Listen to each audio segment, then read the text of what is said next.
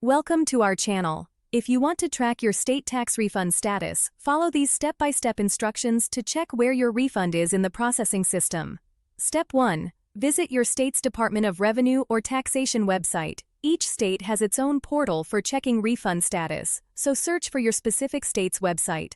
Step 2. Look for a section labeled Check Refund Status, Where's My Refund, or similar wording on the homepage. This link is usually prominently displayed during tax season. Step 3. Click on the refund tracking link and you will be directed to a secure login page where you need to provide verification information. Step 4. Enter your Social Security number, the exact refund amount you are expecting, and your filing status as shown on your tax return.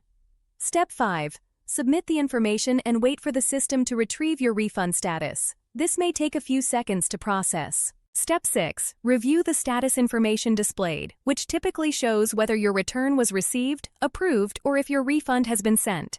Step 7. Note the expected refund date if provided. Most states issue refunds within 4 to 8 weeks of receiving your return, but processing times vary. Step 8. Check back regularly if your refund is still processing. You can also contact your state's tax office if there are delays beyond the typical time frame. Don't forget to like this video and subscribe to our channel.